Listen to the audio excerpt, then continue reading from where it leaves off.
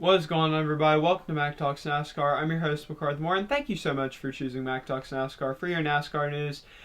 And this is the first MAC TALKS NASCAR episode of the off-season. That's right, the NASCAR season just wrapped up at Phoenix last week. Kyle Larson was your champion, my pick, and I think all of America's pick. So congratulations to the number 5 team and Hendrick Motorsports and Kyle Larson, of course. Kyle Larson put up an amazing season, picking up 10 wins, 20 top 5s, 26 top 10s, and 2,581 laps led this year for Kyle Larson. So really a dominating year for Kyle Larson, and definitely the most deserving driver of the championship to win this championship.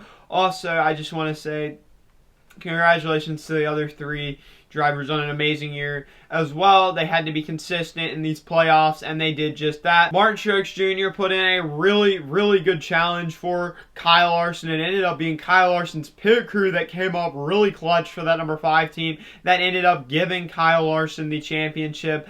I think that if it wasn't for that pit crew, Martin Truex Jr. would be your 2021 NASCAR champion. And I believe that if there were 5 more laps in that run at Phoenix, I believe that Martin Truex Jr. would have passed Kyle Larson. Martin Truex Jr. had a fantastic car.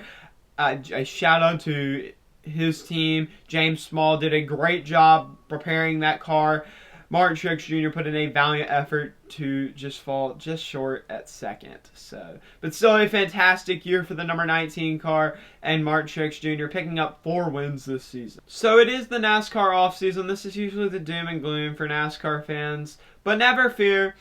There are other sports you can watch during this time. And luckily, NASCAR does have one of the shortest off-seasons, as just in a few short months, in February, we will go back to racing at the LA Memorial Coliseum for the Busch Clash. So a little bit of a change this year as opposed to Daytona in the years past, but still, I'm excited to see how this race runs. This definitely could be a point-paying race in the future. I hope it does well, and I believe they're still going to use the Gen 6 cars, so they don't have to dirty up those new next-gen cars that will debut at Daytona. Kyle Busch will be required to go to sensitivity training before the start of the 2022 NASCAR season because of a remark he said in an interview. I personally believe that this move is kind of unnecessary, kind of like what I thought about Hailie Deegan having to go to sensitivity training for using the same word. I just don't really get the point of it. Regardless, he will have to undergo sensitivity training. That'll end this episode of MAC TALKS NASCAR. Remember, new episodes every week on Sunday at 10 a.m. I will keep that going throughout the off-season. I'll just be talking about little things here and there. There aren't going to be tons and tons of news to talk about, but if there is some, I will definitely bring it on Sundays and sometimes in the middle of the week, depending on my schedule for school and such. But anyway, guys, I hope you enjoyed today's a little bit of a shorter episode. If you did, please hit that like button and subscribe. It would mean the world to me, and it helps me out a ton. But anyway, guys, enjoy the NASCAR off-season, and I'll see y'all later.